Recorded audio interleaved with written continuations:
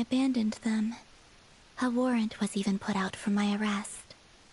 And even now, they still support me.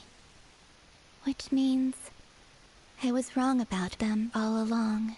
Clearly, they view you as a friend. I feel a little guilty now. I regret not seeing her help for what it was, and not treasuring it. I see the guilt that you're feeling now, because I feel it too. Hopefully, talking about it will do us both some good. Have you noticed that the Traveler and Paimon are over there? I think they've been listening. Huh. Shall we say hello? Sure. Hello. Ah!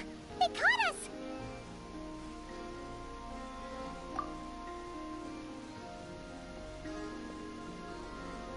I apologize for making you worry. No doubt you wish to know where I stand on the plan to take down the Rächer of Solnari. I'm afraid I need a little time, but I will seriously consider joining you. You will? Oh, thank you so much! Everyone will be so grateful to hear that! They needn't be. This was something that I was going to have to face up to eventually. That doesn't matter to them. They're grateful to you regardless. You can't control their gratitude, so just accept it. And then, have a think about whether you're willing to join us.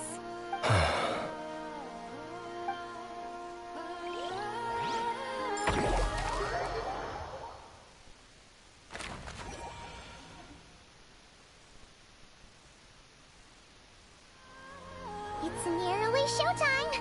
Let's go rendezvous with the others. You know the place.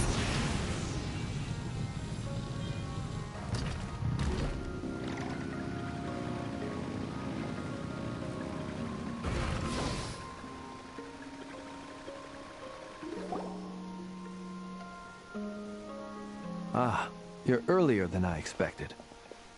Hey, Blintz! Been waiting here long? Not too long. I came a little early so I'd have some time to think. Are you nervous about the battle? Quite the opposite. I'm reminiscing on my past battles. When I was awakened by the Ratniki, I had not touched a weapon in many years. I felt like the battlefield was not where I belonged. But after waging war against the Wild Hunt for so long, I came to realize something. A life of absolute peace is simply not a possibility for me. My restless flame indicates that somewhere inside of me, there is a deep yearning to root out the evil in this world. Oh, that doesn't sound like such a bad thing. Well, in the past, when I was a Fae whose primary concern was hibernation, it was hardly ideal. But it certainly serves me well here in the present. And I am delighted to be able to join forces with you in this endeavor. Looks like I'm not the first to arrive. Ah, Miss Lauma. Did you sleep okay last night? I struggled to settle down at first, because of the nerves. But don't worry. I got enough sleep in the end. I'll be just fine.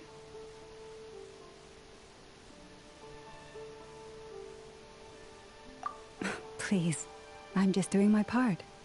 Never! Over here!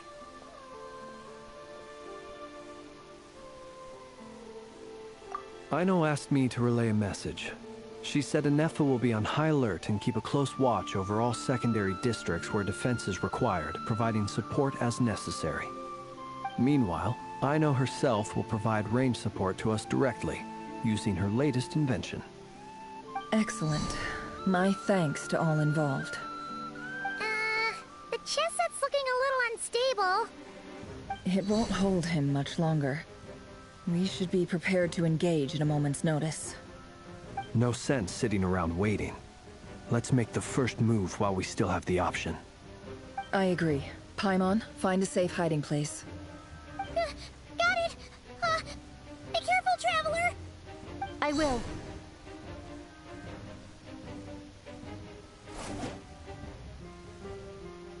Everyone, take your positions as soon as the battle starts. Every ounce of strength we have in our bones, let us bring to this fight. Ready? Let's go. I've seen all your futile ploys before. You have become the authors of your own demise. I wouldn't be so sure about that. You are merely a moment of sport before I tear down the moon.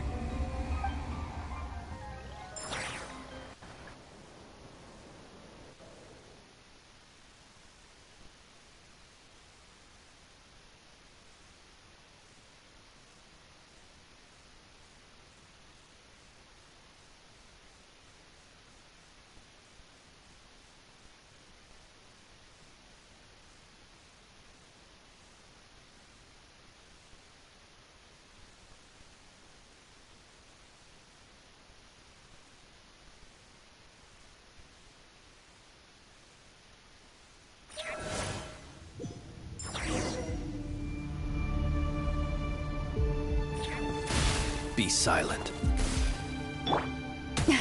A grave trap. Leave this place. It all adds up. How unfortunate.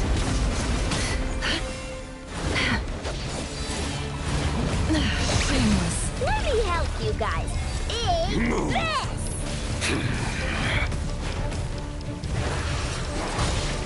No more lies. Can't hide the truth.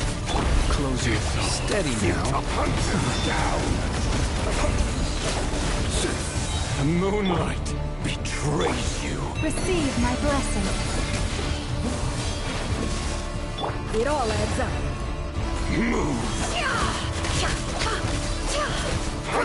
No more lies. Pathetic! The mystery unravels. The moonlight betrays you. By the frost moon of old.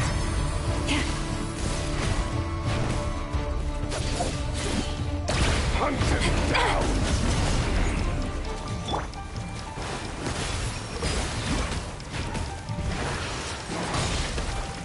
It all adds up.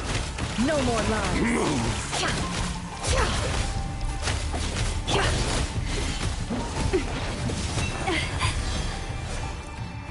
Hunt him down!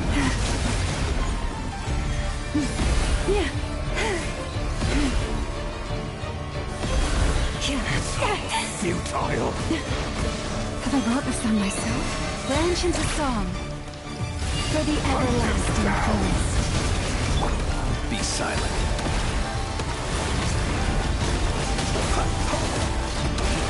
To dust. It began with the moon, and so shall it end. The moon will protect you.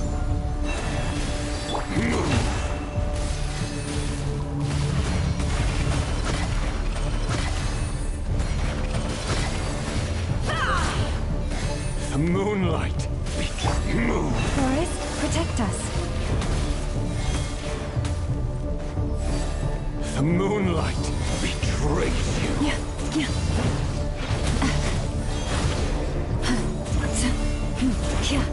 Stay your hand.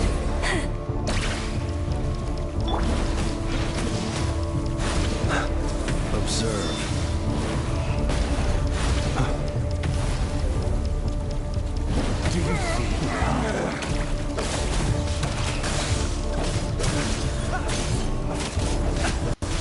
From here, when will it be as you foretold?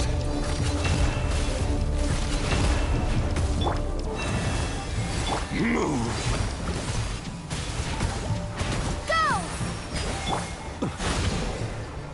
Observe. Are you quite finished? Spirit is not welcome here. Seek within. The long sleep beckons. Be silent. Close your eyes.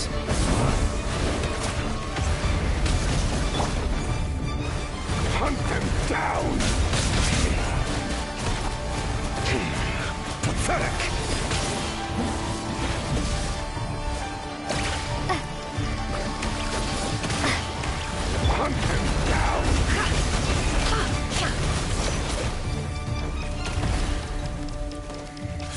Futile. Be silent. Down. Observe. Move. Water jet! It all adds up. Betray you. Move. Pathetic. Be silent.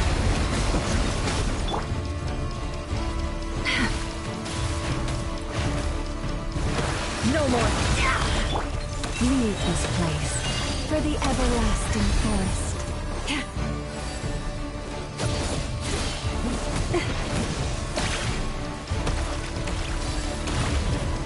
You poor lost lamb.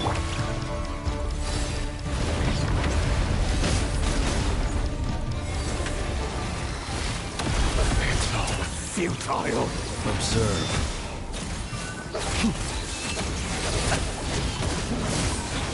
Beware the creatures of the night. The mystery unravels. Can't hide the truth. It all Hunt him down. Moonlight. Great. Your little game of heroics is over. Who wants to go first? No. Get out of my sight! No! We've been separated. Take. You okay? Never! Where are the others? Stuck outside the barrier. Guess he really doesn't like us. I told you before. Knowing too much is always a death sentence. Be careful what you wish for.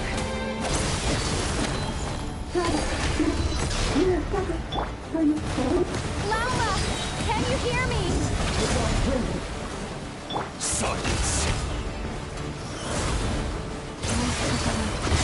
But at least we know they're still there. And we need to focus. Stick to the plan.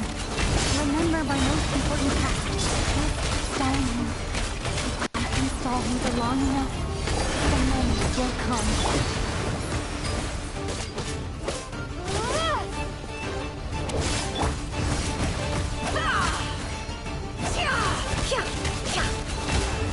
Can't hide the truth.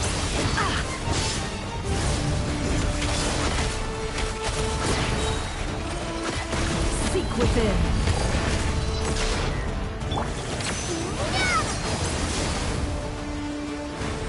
Nowhere to run, nowhere to hide.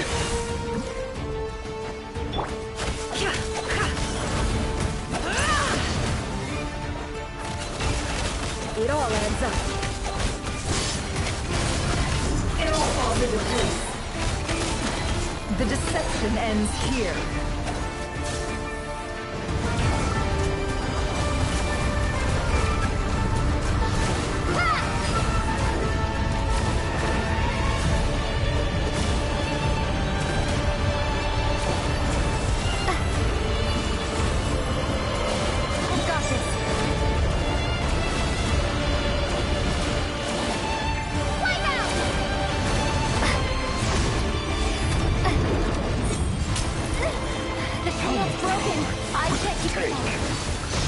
Don't push your luck. Can't hide the truth.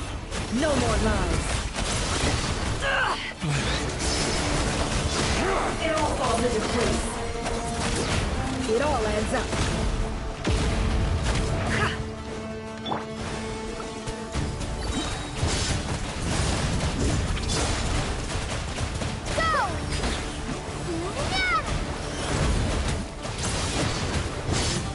The mystery unravels.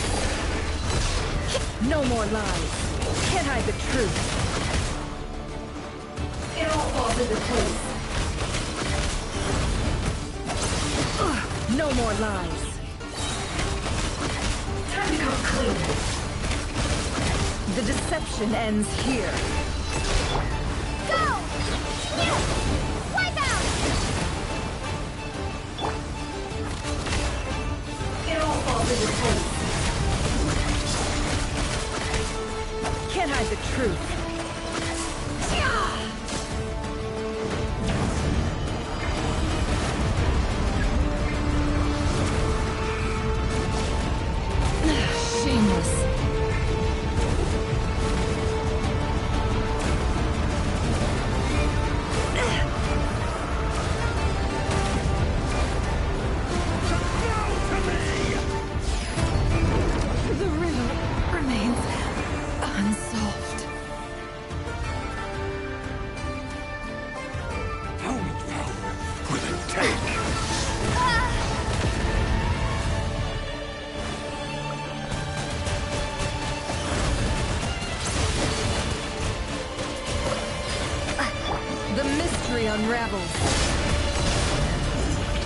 all adds up. How? Bombs away! Water jet!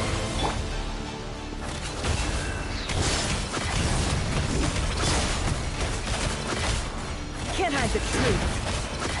It all falls into place. The deception ends here.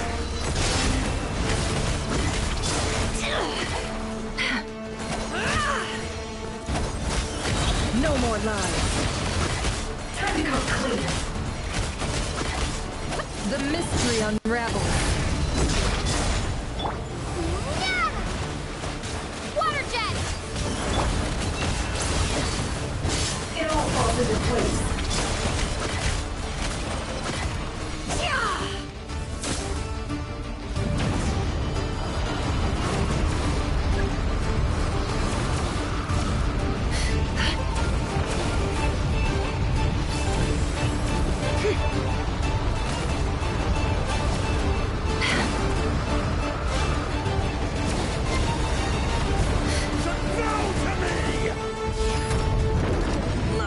The sands of time got me.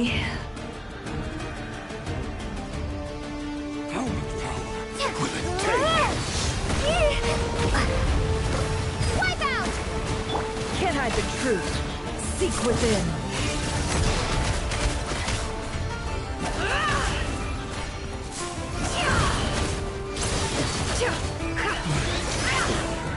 It all adds up. The deception ends here. Let's see what you're made of. No more lies. It all adds up.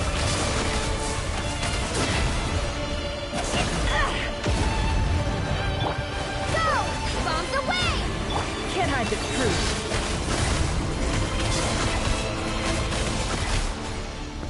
The mystery unravels. No more lies. It all adds up.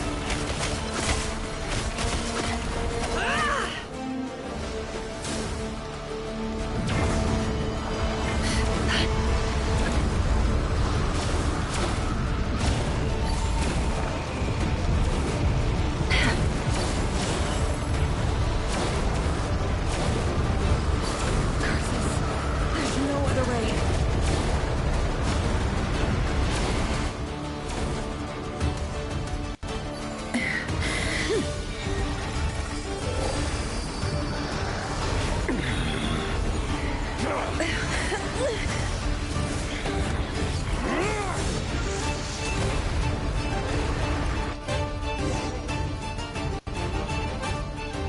The only way to defeat Rarer is to borrow his own power. That means Columbina will have to disappear while you two bear the brunt of his attacks. You have to hold on. Find a way to keep him focused on killing the two of you.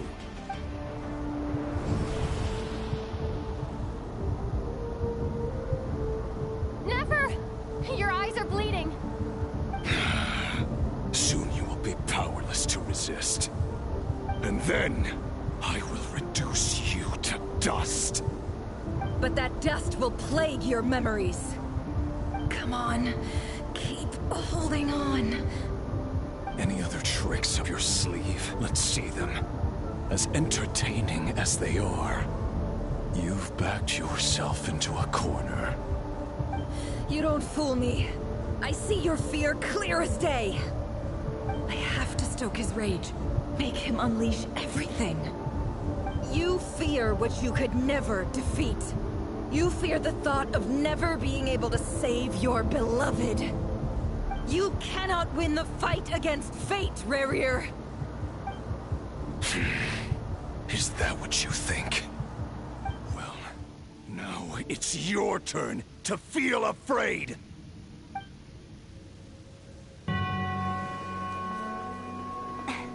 You fear the sound of your own name? Is it us you hate? Or is it what you've become? Let's see what becomes of you!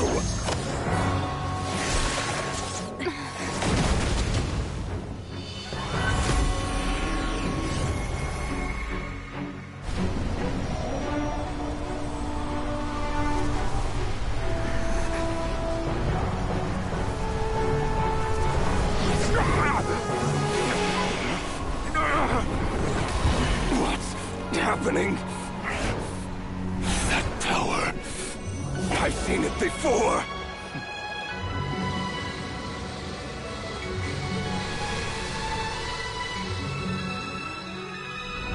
His power is on another level. We'll need to use an alchemical array to convert his power into a usable form. Then quickly channel it into Columbina, rendering her powerful enough to compete with him. I'll join you. I can help. If I release enough abyssal energy into a confined space, it'll create a potential difference, allowing us to extract a huge amount of elemental energy. Next, I'll synchronize with everyone's minds using Pyro, then give you temporary access to their abilities and fields of view. But it won't last long. Can you see? Well enough. So, we have a student of Gold Rhine-Daughter in our midst. How about that?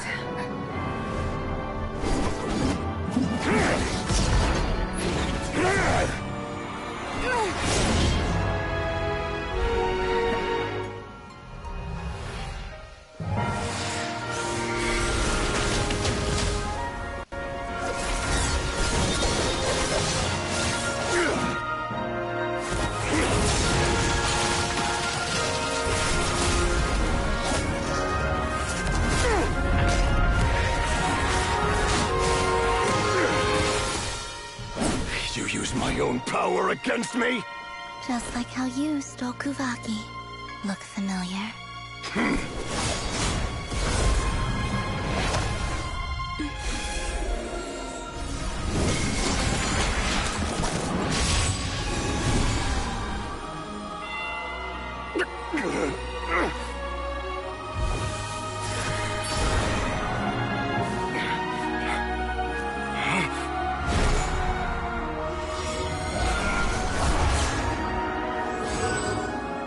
Don't you realize? You don't have the power to hold that gate open. I don't, but someone else does.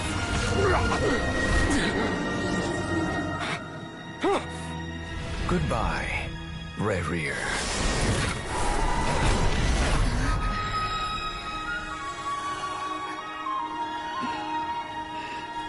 We won.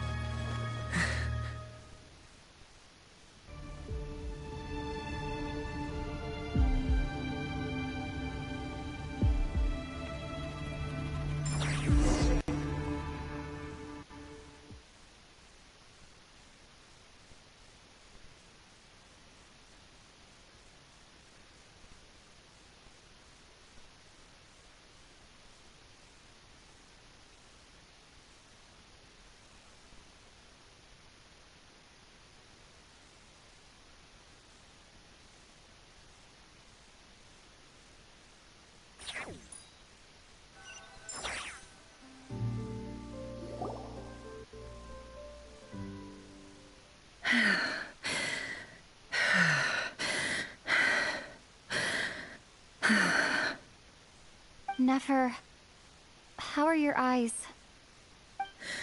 They're fine. Apart from the blindness, of course. It's not too late. Let me handle it.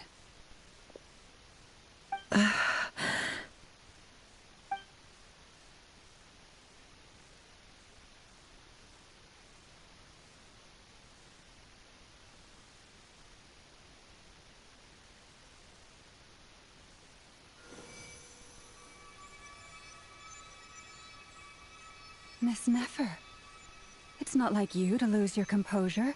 That was the most reckless thing I've ever seen you do. Reckless how?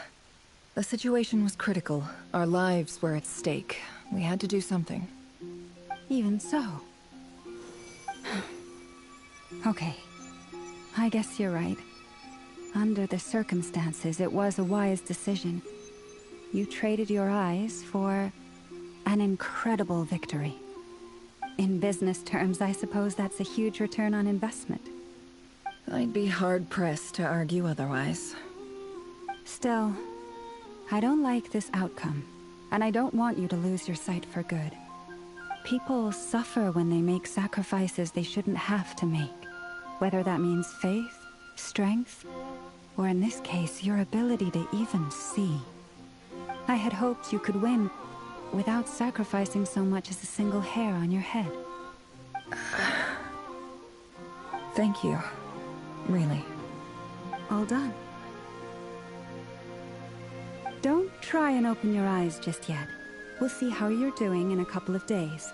Until then, please follow your recovery plan to the letter. I'll send full details through Yehoda. For now, just get yourself home, relax, and rest. My dear friends, we have fought bravely and achieved a spectacular victory. A dark cloud has been lifted from the skies of Nodcry. All in this land will be grateful for what you have done. The moon will remember this day. Thank you both.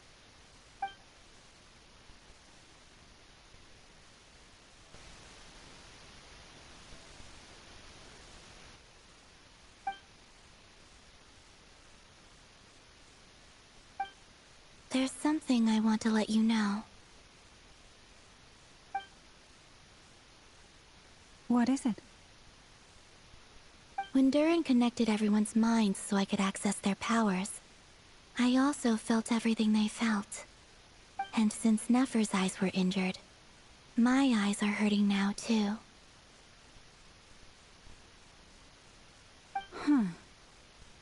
Hold on. Let me try. I only feel the pain. There's no actual damage. I just thought I should tell you. You're right. There's no damage. That's a relief. But I must say, I'm surprised to hear the Kutar share something like this with me. In the past, you never used to open up about yourself. Things are a little different now from how they were. I'm learning to share how I truly feel with my friends. Friends? You have no idea how glad I am to hear that.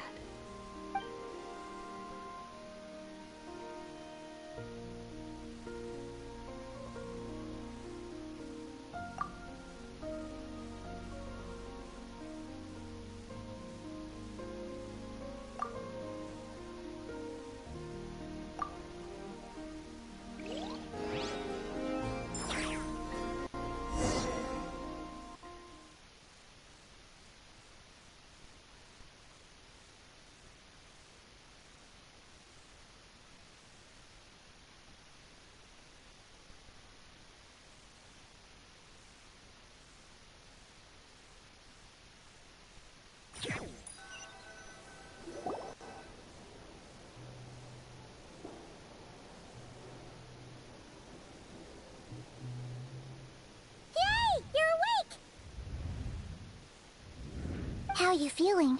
Any aches and pains? Did you sleep well? I'm doing all right, Paimon. No need to worry about me. Phew! Well, that's good. Paimon's been sitting on the edge of the bed worrying about you for ages. You slept a whole day and night. Poor Paimon had to eat all by her lonesome. Glad to hear you didn't starve. How was the food? Well, it wasn't the same without you there to share it. Honestly, Paimon just can't relax when you're not your usual self. She couldn't enjoy the food and settle down to sleep. Well, I'm back to normal now. Oh yeah, and Albedo swung by earlier. He said to tell you to head to the tavern when you woke up. Varker and the others are organizing a victory feast and they want to celebrate with you. He also dropped off some medical supplies, but you seem fit as a fiddle, so guess you won't be needing those. If you're feeling up to it, let's head over now. Wouldn't want to keep them waiting.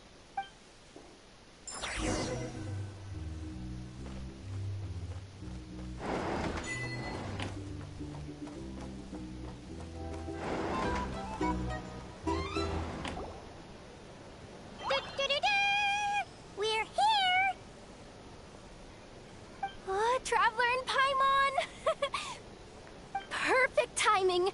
We were literally just saying how there's no way we're holding this victory feast without you any longer, and we would have postponed it till tomorrow. How are you feeling today? Much better, thanks. Don't worry about me. Relieved to hear it. If that changes, just let me know. Yep, we're here for you. Anything you need, just let us know. Oh wait, where's Nipper? How are her eyes doing? Nefer's right over there. I'm sure she'd love to catch up with you.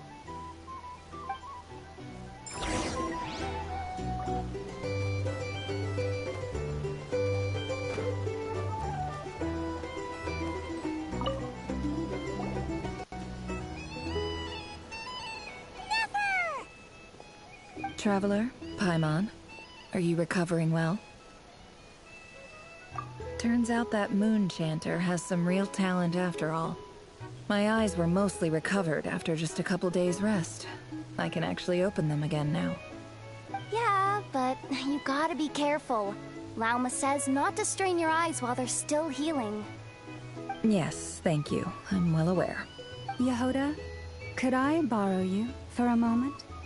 I could do with an extra pair of hands. Oh, sure. Coming. Did you hear that? I gotta go help Lauma for a second. You guys chat among yourselves. I'll grab us some drinks on the way back. Paimon, you still like them sweet? You bet. Make it extra sweet, because Paimon's earned it. Sure thing.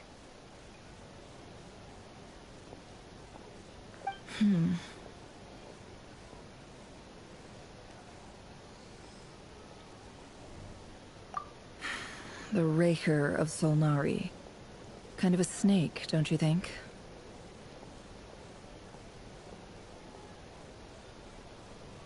No, definitely a snake. A poisonous one who spewed his venomous hatred everywhere. Anyone who seeks revenge out of hatred for other people has become a snake. That's something my dad used to say.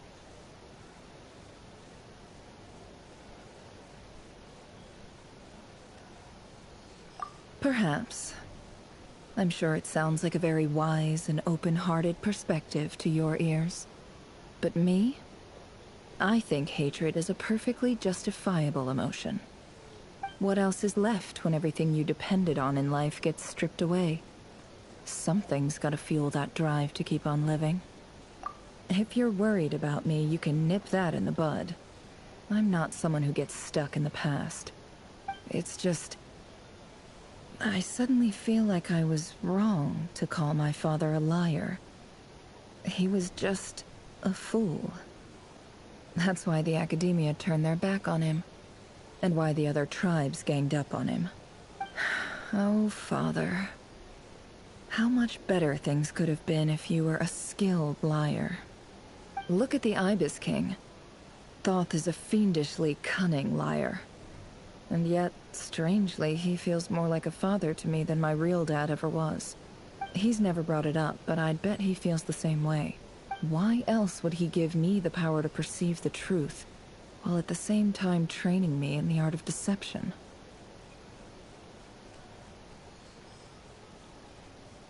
Well, King Deshret banished him to Aru, which is essentially a prison, and posed 3 questions to him. He promised that he'd have his freedom if he could find the answers. His response was to take on a physical form and approach me, hoping that I could become his envoy and search for one of the answers on his behalf. Did he really think I'd fall for that? He's stuck there. He can't make me return what he gave to me.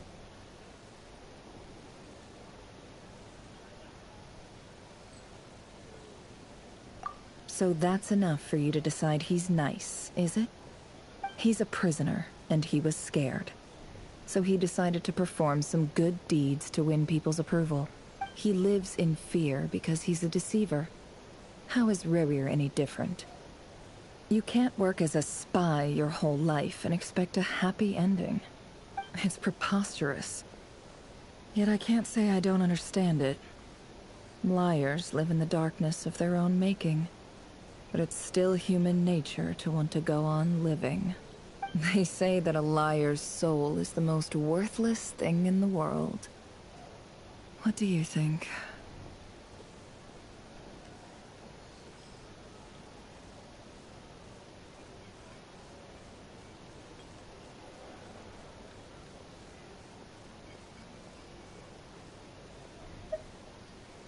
Oh, really? Well, it takes a very kind person to find compassion even for liars. If you ask me, the soul of a liar really is worth nothing. Because all they care about is themselves. For example, when something good falls into my lap, I don't go sharing the news around.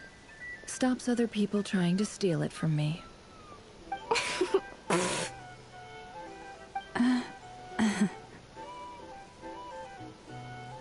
So be it. They have sharp ears. I can't keep anything from them.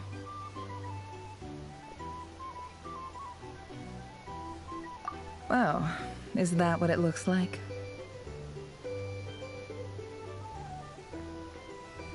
Well, you all know my past now. And I can't simply eliminate everyone who knows too much. So I guess I just have to put up with you. For the foreseeable future, at least. When you find yourself in a situation you can't control, the safest play is to keep calm and start monitoring everyone involved like a hawk. In the intelligence world, you need to have a sense of perspective and play your hand accordingly. If you understand what's at stake, please ensure my secret is safe with you. I trust you'll respect my wishes as a friend. But don't forget, I will also be watching you like a hawk. Very good. Oh, wait! Now that the panic's over and we've all calmed down, Paimon suddenly remembered something. After all that build-up, our mystery ally never showed up even once!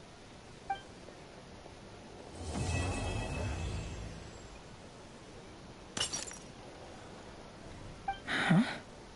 Am I imagining things?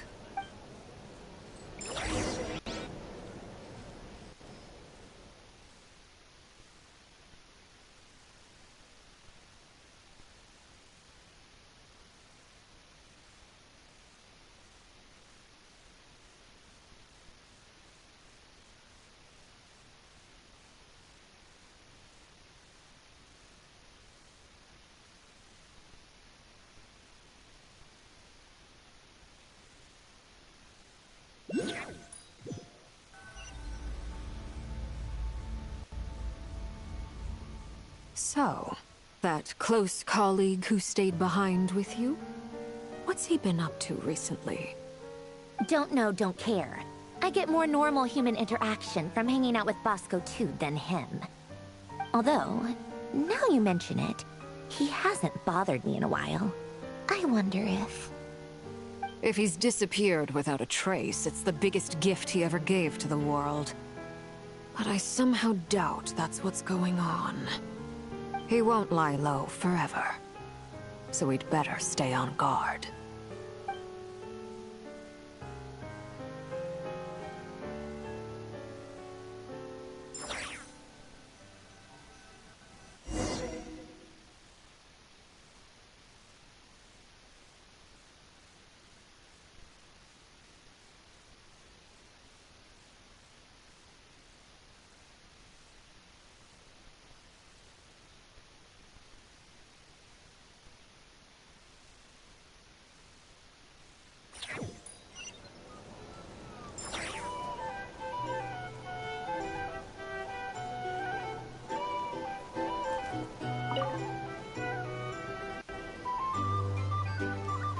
How have you been holding up? Any adverse reactions? If you start to take a turn for the worse, make sure you tell me right away. You don't need to worry about me, Grandmaster. I'm fine. I mean, I barely did anything, so... What? You're too humble, young man. You played an indispensable role in the battle for Nodcry. We can't thank you enough for your support. Sometimes, when people praise you, it's because you deserve it.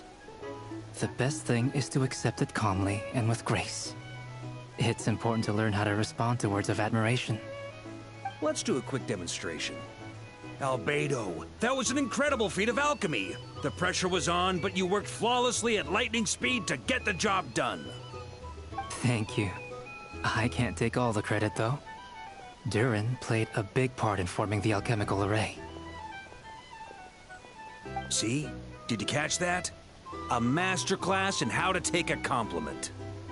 Oh, okay, yeah. I did work pretty hard to help prepare for the battle. No point denying that. Hey, you guys! Hey, look who's bounced back. Looking good, Traveler. Seems like you've recovered. You won't need to take any more medication. Can I get you a drink? Huh? You know how to order at a bar now? You've sure learned a lot recently. Handling a drinks order is ridiculously simple compared to alchemy. Don't worry, I'll blend into society yet. Paimon believes it. You're clearly a fast learner, just like your brother. To be totally honest, though, Paimon didn't quite follow all the details when you first explained the plan to us.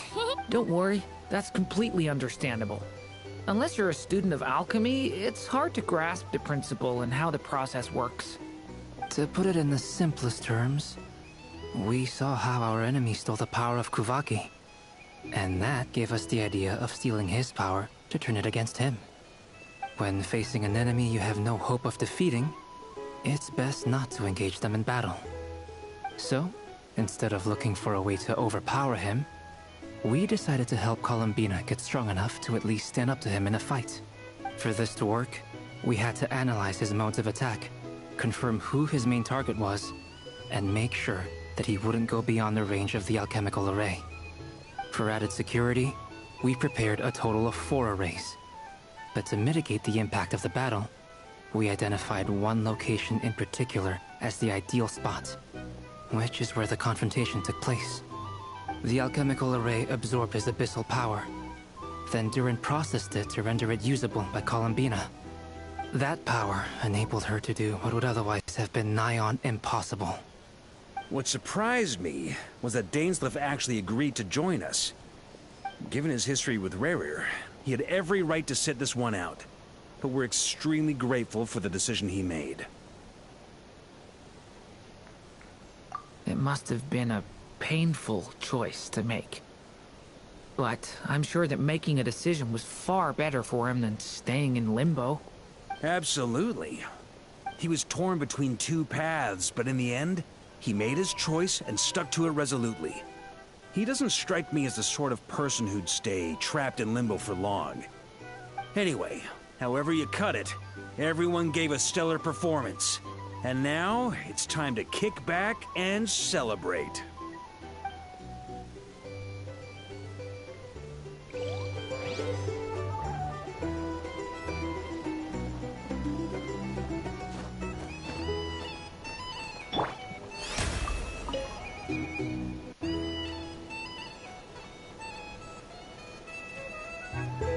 Ah, Lord Sangama Bay. How lovely to see you. I must thank you for the device you provided. It was an enormous help. Would I be right in thinking that it was developed by the Academia? Why come and ask me when you clearly know already? I mostly came to thank you. That's more like it. A little gratitude goes a long way with Lord Sangama Bay. Play your cards right, and you might even stand a chance of becoming my long-term supplier. The chance to work with such a kind and charitable investor as yourself would be a great honor for the Curatorium. Huh? Charitable? Who said anything about charity? First time hearing about it. Let's see. The first plot of land you purchased in Nodcry, your desert interests, and... Stop! What do you think you're doing? Exposing my investment history! It's nothing to hide from. They're all perfectly legitimate investments. And some of the land you purchased was with the intent of building a sanctuary? Yes, I heard about that too. How did you... You're a curious case, Lord Sangama Bay.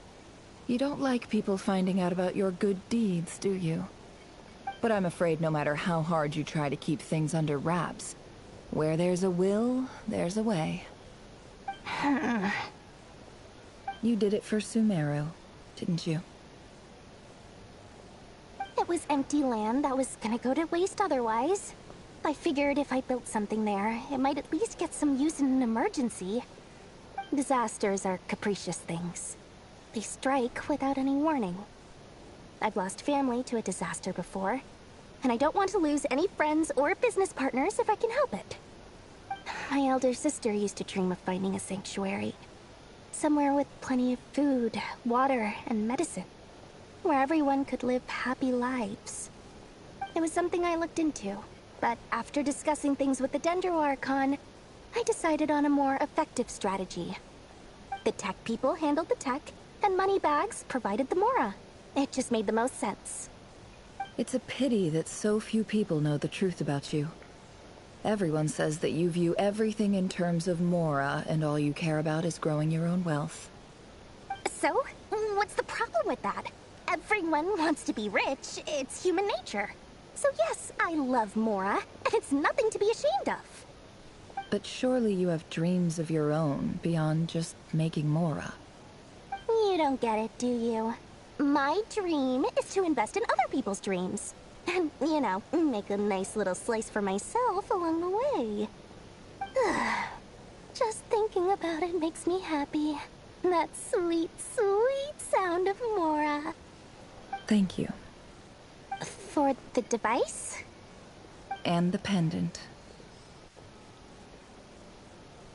Oh, that. I was just returning a favor. Don't worry about it. Seems like we've both been away from home for a very long time. Yeah. So long that I barely remember what my family even looked like.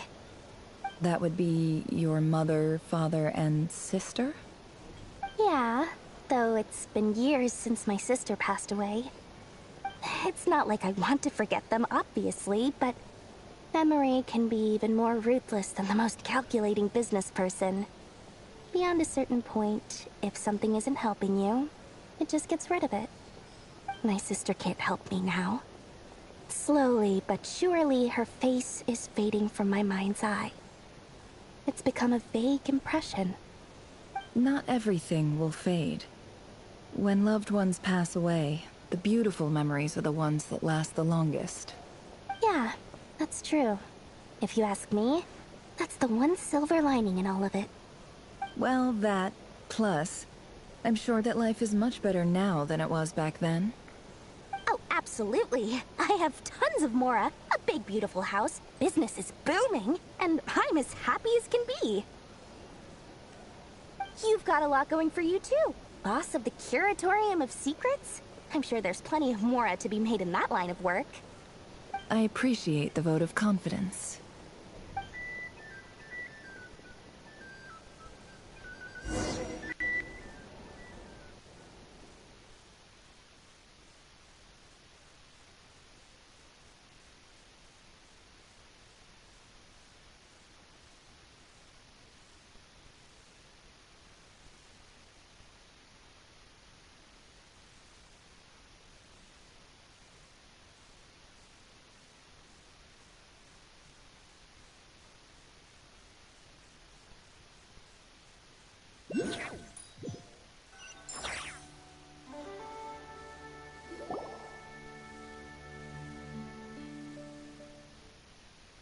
That's the only reason you're here.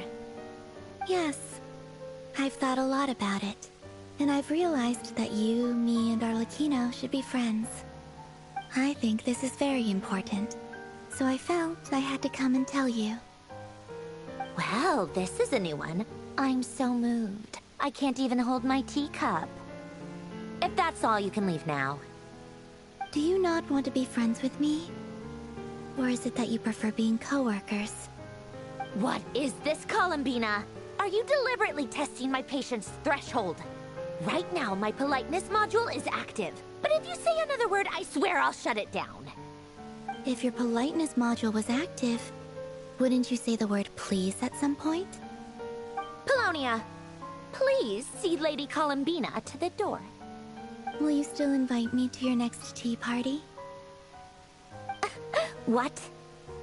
Yes, I think you will. Bye-bye, dear Sandrone.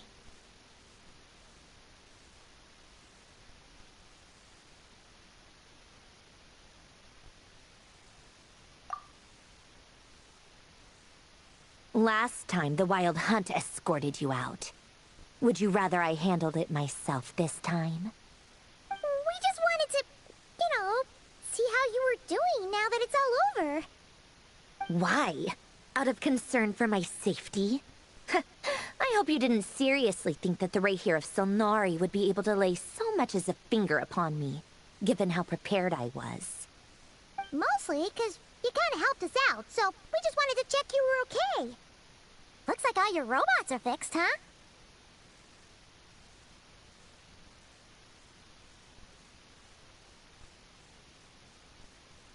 Oh, don't you worry about that. Tea time is already a write-off.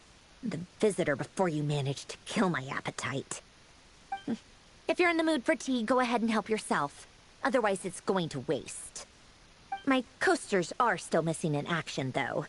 Use this notebook instead. Whoa! Pretty hefty notebook. Look at all those calculations. You can ignore those. They're just dumb scribblings. I doodle and write in my free time. Sometimes I remember the distant, dreamlike past. Sometimes I imagine the far-flung future.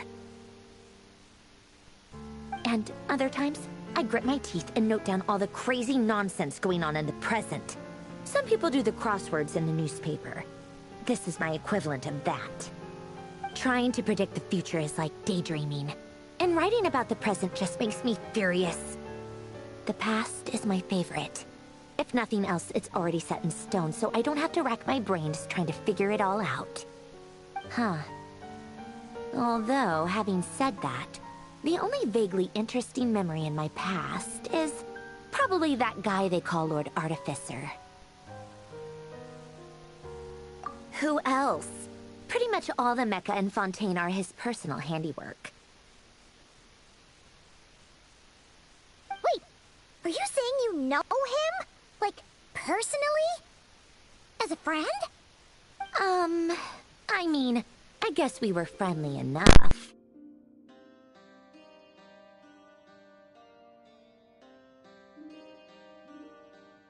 Yep. In fact, I'm probably the only normal person left who knew him at all. We used to chat occasionally back when he was still around. Before he passed away, he asked me to destroy all his manuscripts. I honored his request, but I did read through everything first before destroying them. I mean, I couldn't let the genius of Lord Artificer Alain Guillotin disappear like that. Would have been such a waste. So, that's where the formulas in your notebook are from? I just told you. Those are my equivalent of crossword puzzles. They're just dumb formulas that I solve for fun when I'm bored. Alain's work was like epic poetry. The formulas in my notebook are just silly little riddles in comparison. Not that there's anything bad about them. I mean, at least, solving those riddles isn't going to hurt anyone. Except me, 'cause I lose a few brain cells in the process. Anyway, while we're on the topic, I might as well tell you about what happened to him and his friends. Alain Guillotin had two close buddies, Renee and Jacob. They spent their childhood years together in the Narzissenkreuz Institute. They were all quite competitive, so there was some rivalry between them, but it was a friendly rivalry. But beneath the friendship and the rivalry ran something deeper, a sense of nostalgia for the past. Unfortunately, childhood would end.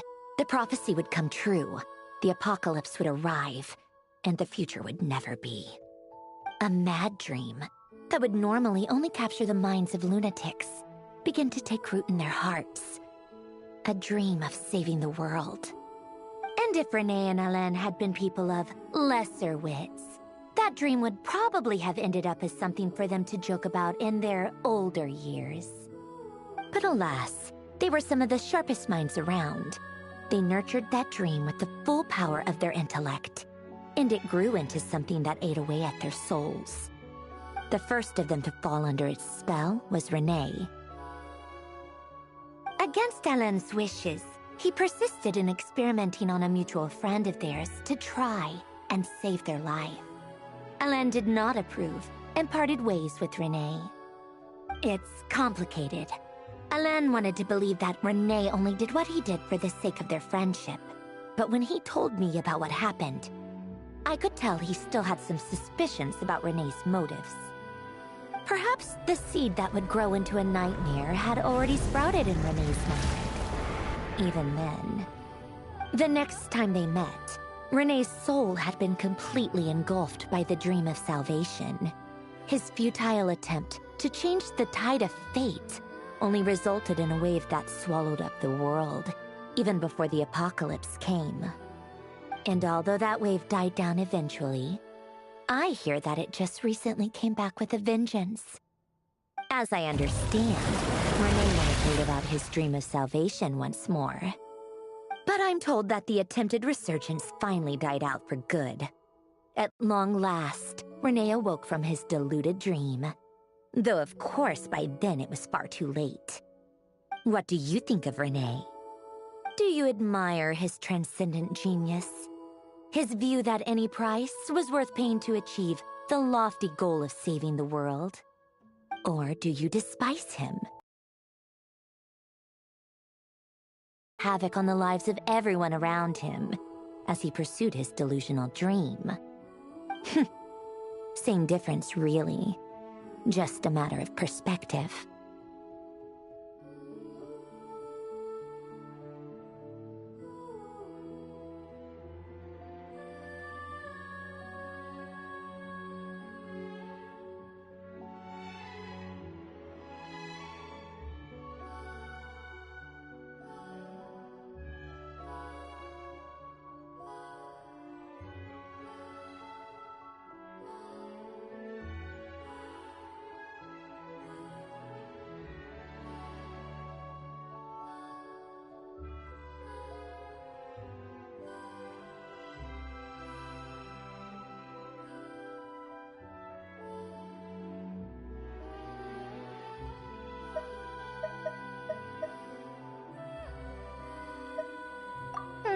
What a cop-out. But I suspect you'd have a more incisive and insightful answer if we dug into it further.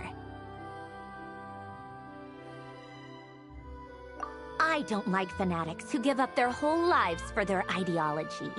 Nor do I like fools who let their delusions take control. Maybe I could understand if Renee had just been an ordinary person. But he had a sage-like intellect. And still managed to get himself lost in a labyrinth of his own desires. Anyway, that's enough about Renee. Now, moving on to Alain Guillotin, the Lord Artificer. He managed to put a stop to the first storm whipped up by Renee. But after that, Alain lost his friends and family. To his credit, I suppose, the loss of his family and friends was purely a tragic accident. It's not like Alain sacrificed them for his cause or anything. After that, the only thing supporting his work was the same dream that had dragged his closest friend down to the abyss. But although the desire to save Fontaine drove him to found the Fontaine Research Institute, Alain continued to reject any form of transcendental knowledge or power. He was suspicious and fearful of it, having seen the way it had affected his closest friend. I think that formulas and machines derived solely from human intellect were the only thing that gave him a sense of spiritual comfort. Yet Alain's intellect was simply too great. It barely left him space to breathe in his lifetime. Once he realized that the end of his life was approaching, he finally accepted the truth. The Nazissenkreuz Institute needed someone, and a human being, to see its story through to the end. He quit working on his formulas, trading them in for the fairy tales that had played such a formative role in his childhood, but which he barely touched in his adult life. He told me that the director of the Nazissenkreuz Institute used to read those fairy tales to the children as bedtime stories. Apparently, they worked wonders at sending kids off to sleep. I think that all he wanted at that time in his life was to be able to sleep deeply without being plagued by depression. By that point, nothing else really mattered. At the very end, he laid down to rest in the ruins of the former Nazissenkreuz Institute orphanage, while the Fontaine Research Institute he had founded continued tirelessly with its work. Many years after that, tensions over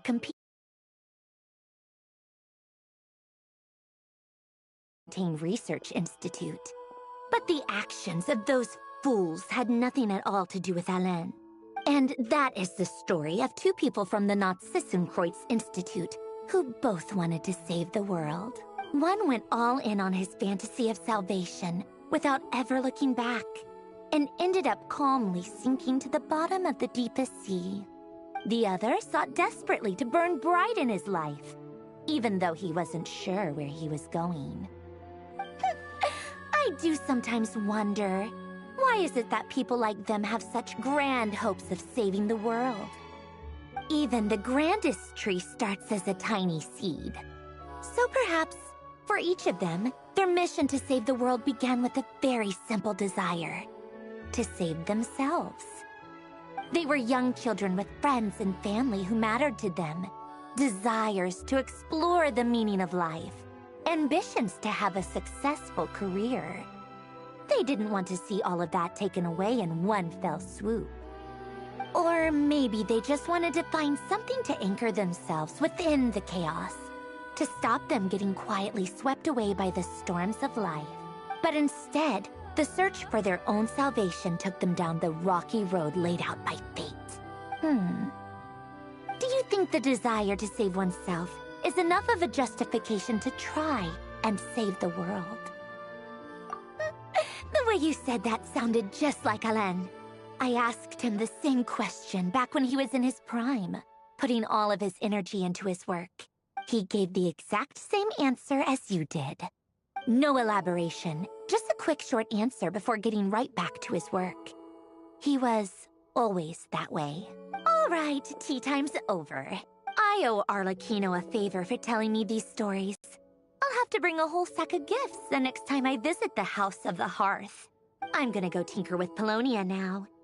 You guys can do whatever you want, as long as it doesn't involve interrupting me.